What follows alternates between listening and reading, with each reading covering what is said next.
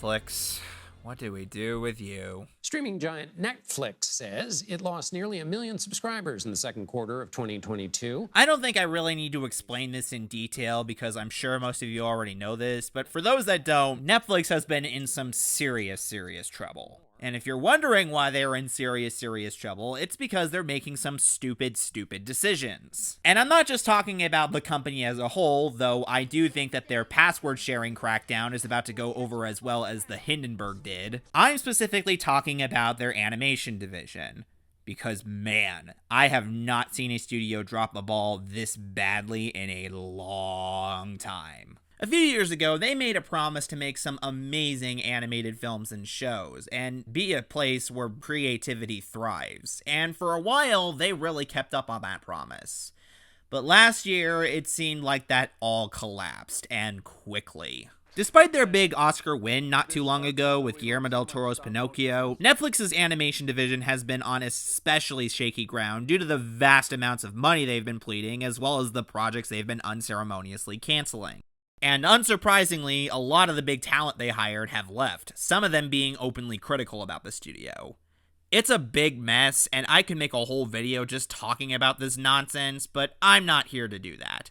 I'm here to talk about a brand new animated film from the studio, and that's what we're gonna do. So, let's get to it. Netflix's newest animated film is entitled The Magician's Elephant, a film that started off in 20th Century Fox back in 2009 that Netflix rescued a few years ago. The film is based on a book written by Kate DiCamillo, and while I confess I haven't read this specific book, I have read many of her other novels growing up, and I did enjoy them quite a bit, so you'd think they might lend themselves to becoming some really good movies.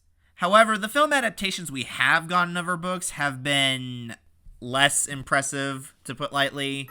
Somebody go grab that dog! Don't let him get away! I don't know if I would call any of the film adaptations on her books great or even good films, though I certainly wouldn't call them bad, with the exception of The Tiger Rising. I'd say they're average at best and mediocre at worst. Nothing to write home about, and certainly not living up to the novels they were based on.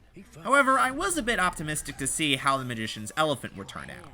This book in particular is seen as one of DiCamillo's best, and it even got turned into a successful musical on stage by the Royal Shakespeare Company 2 years ago. So I went into this one curious to see if it might end up working. Unfortunately, this film ended up being yet another average film adaptation of a Kate DiCamillo novel. Yeah, this one was pretty disappointing. This is a film I really wanted to love, since I typically like DiCamillo's novels, but I just ended up being really underwhelmed by the end of this film. The story follows a young orphan boy named Peter, played by Noah Jupe, who lives in the once magical town of Baltese, which has since been shrouded by clouds and has lost all happiness due to a previous war, with his guardian, a former soldier named Vilna, played by Mandy Patinkin, planning on making him another soldier.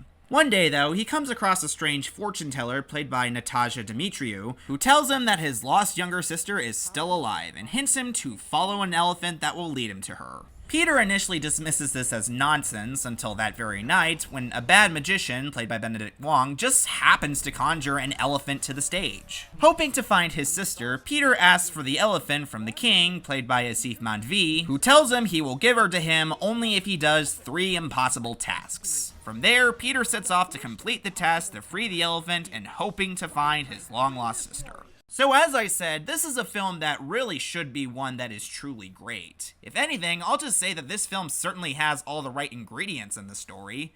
The film really does feel like it wants to come across as daring and emotional, while giving children a good message on that it's brave to do the impossible, and I'll give it this. At times, it does capture that particularly well. The scenes where Peter does his 3 impossible tasks are pretty exciting and fun to watch, and you do want to root for him to get the elephant. I also think that some of the emotional beats hit pretty well, particularly the scenes with Peter and the elephant, as well as one near the end where he talks to Vilna about his sister. It's a pretty daring film, and I think this film really does come close to seriously becoming another fantastic animated hit for Netflix.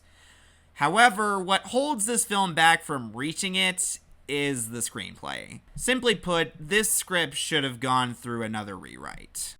There are scenes that are well written. I found the scene where Peter talks to the fortune teller pretty funny and clever. Your guardian, Vilna Lux, will be angry if you return without dinner. Where'd you come from? How do you know that? But you must ask yourself, one day without food, or the rest of your life without knowing? But this script just doesn't seem to have a lot of faith in trusting the audience or the visuals for that matter, and it really does rely a lot on tell rather than show. Most of the time, the characters really do talk about how they feel rather than have the animation show them, and it's really aggravating. For example, there's a scene where we see the elephant dreaming, and the film has narration literally explaining what we're seeing in front of us with lines like, "Even elephants have dreams. The elephant is dreaming about her family." Ugh, it's really frustrating. The comedy is also rather rough at times. I mean, this is pretty much how the film starts. Yep, that's me.